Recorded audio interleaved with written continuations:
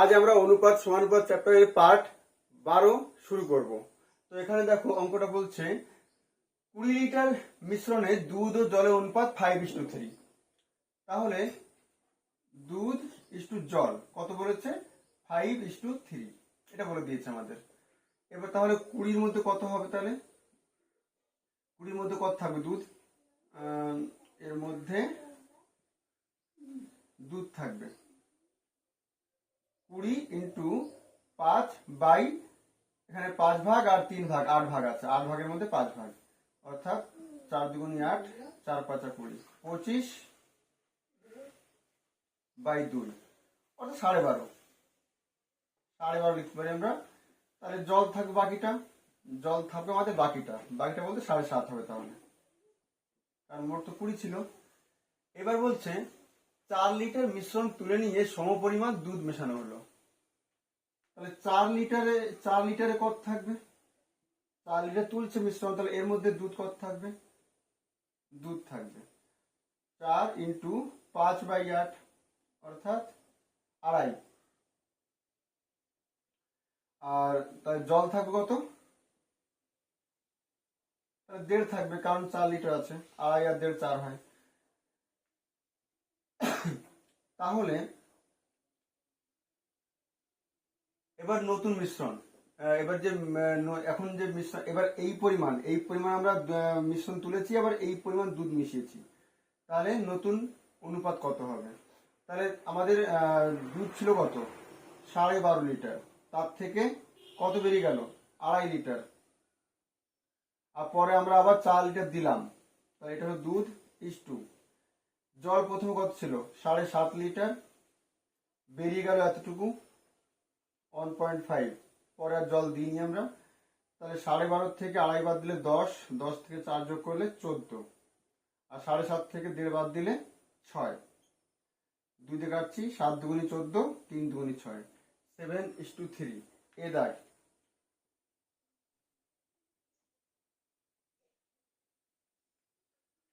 এবার বলছে একটি বিদ্যালয়ে 504 জন ছাত্রছাত্রীর মধ্যে ছাত্র ও ছাত্রী সংখ্যা অনুপাত 13:11।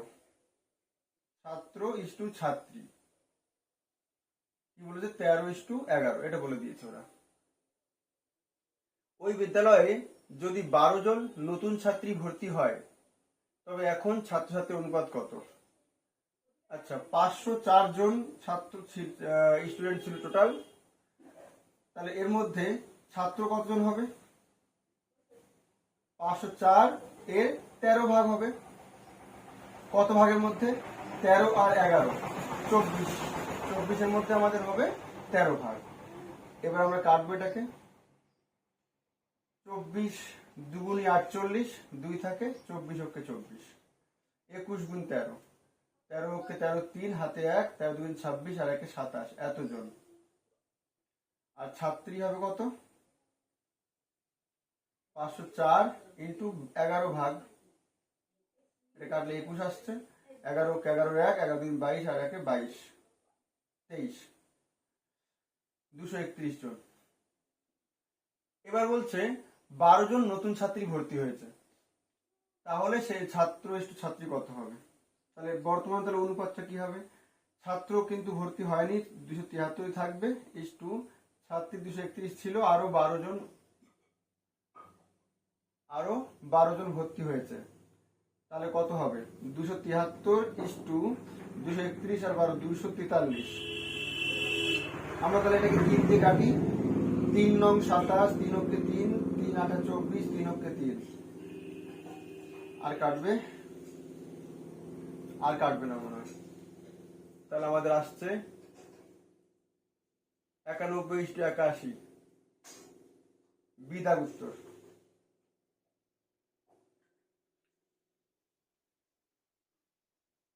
এবার দেখো এখানে বলছে কিছু পরিমাণ টাকা 160 জন পুরুষ ও কিছু সংখ্যক মহিলার মধ্যে এত অনুপাতে ভাগ করা হয়। প্রত্যেক পুরুষ 4 টাকা এবং প্রত্যেক মহিলা 3 টাকা পেলে মহিলার সংখ্যা কত? তাহলে দেখো এখানে পুরুষ আছে 160, আর পাচ্ছে কত করে? এক একজন 4 টাকা করে, তাহলে পুরুষ পাবে এত টাকা, আর মহিলা ধরে নিচ্ছে আমরা এক্স, আর প্রত্যেকে পাচ্ছে 3 টাকা করে, তাহলে ওরা পাবে মোট এত। তাহলে এই অনুপাতটা কত বলছে ওরা? 16:21, দ্যাট ইজ 164, আর নিচে 3x সমান 16/21, 16×10 160, 3 7 21, তাহলে x ইকুয়াল টু আসছে আমাদের 4 7 28, 280, বি দাগ উত্তর।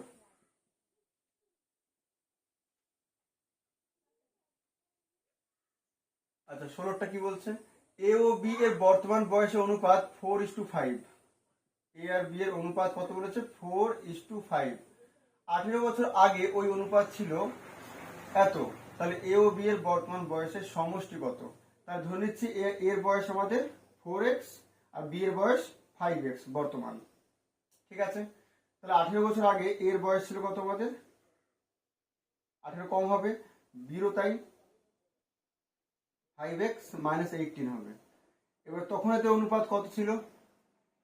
তখন এদের অনুপাত ছিল আমাদের 11/16। এবার এখান থেকে আমরা x এর মানটা পেয়ে যাব। আমরা সে কোনাকুনি গুণ করতে পারি, কিংবা আমাদের রুলটা কাজে লাগাতে পারি। ওপরে কিছু করছি না, নিচ থেকে উপর বিয়োগ করতে পারি। নিচ থেকে উপর বিয়োগ করলে দেখো একটা x হবে, আর 18 কেটে যাবে। তাহলে ওদিকে উপরে কিছু করলাম না, নিচ থেকে উপর বিয়োগ করলে 5 হবে। একটু এবার দেখো আমরা যদি কোনাকুনি গুণ করি, দেখো আগের থেকে অনেক সহজ হয়ে গিয়েছে। তাহলে আমরা যদি কোনাকুনি গুণ করি, 4 5 20, x - 5 18 90, ওদিকে 11x, এক পাশে নিয়ে আসলে বিয়োগ করলে 9x আসবে, আর ওদিকে 90, that is x equal two আসছে আমাদের 10। পেয়েছে কি? এ ও বি এর বর্তমান বয়স কত? বর্তমান বয়স বলতে এইটা, তাহলে 10 × 4, তাহলে একজনের বয়স 40 হবে, একজনের বয়স 50 হবে। কি চেয়েছে? বর্তমান বয়স ওদের সমষ্টি চেয়েছে, অর্থাৎ 90। এ দেখ,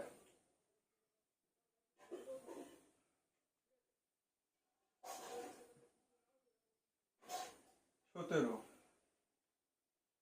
তিনটি সংখ্যার অনুপাত 5:7:12 এবং প্রথম ও তৃতীয় সংখ্যার যোগফল দ্বিতীয় সংখ্যা অপেক্ষা 50 অধিক। সংখ্যা তিনটির যোগফল কত? তার ধরে নিচ্ছি প্রথম সংখ্যা আমাদের 5x, দ্বিতীয় সংখ্যা 7x, তৃতীয় সংখ্যা 12x। অনুপাত থেকে আমরা এটা পেয়ে যাচ্ছি। এবার প্রথম ও তৃতীয় সংখ্যার যোগফল, প্রথম ও তৃতীয় সংখ্যার যোগফল দ্বিতীয় সংখ্যা অপেক্ষা 50 বেশি। দ্বিতীয় সংখ্যা অপেক্ষা মানে এই যোগফলটা এই দ্বিতীয় সংখ্যার থেকে 50 বেশি, তাহলে এর সাথে 50 যোগ করলে এর সঙ্গে সমান হয়ে যাবে, দ্যাট ইজ 12 আর 5 17x - 7x equal to 50, that is 10x equal to 50, that is x equal to 5। x equal to 5 হয়ে গেল। সংখ্যা তিনটির যোগফল কত? সংখ্যা তিনটির যোগফল কত হবে? এই তিনটে যোগফল হবে, তাহলে 5 আর 7 12, আর 12 24x হবে যোগফল, অর্থাৎ 24 × 5, 5 24 120। ডি দাগ।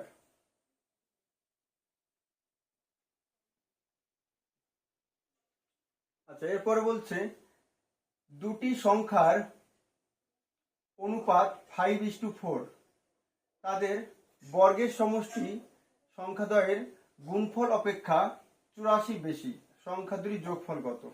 তার ধরে নিচ্ছি প্রথম সংখ্যা 5x, যেহেতু অনুপাত 5:4, তার ধরি প্রথম সংখ্যা 5x আর দ্বিতীয় সংখ্যা 4x, এটা আমরা ধরে নিচ্ছি।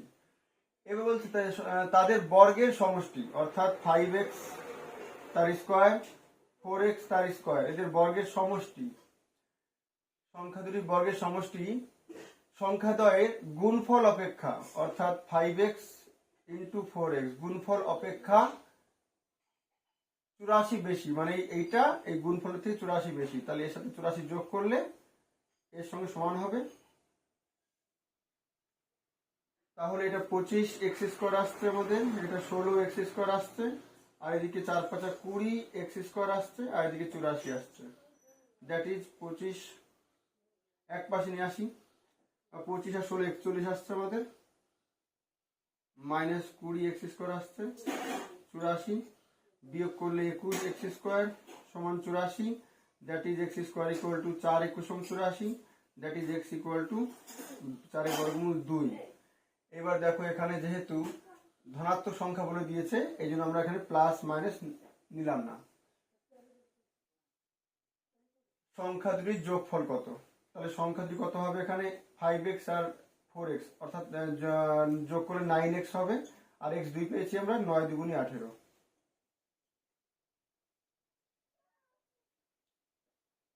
বিদায়।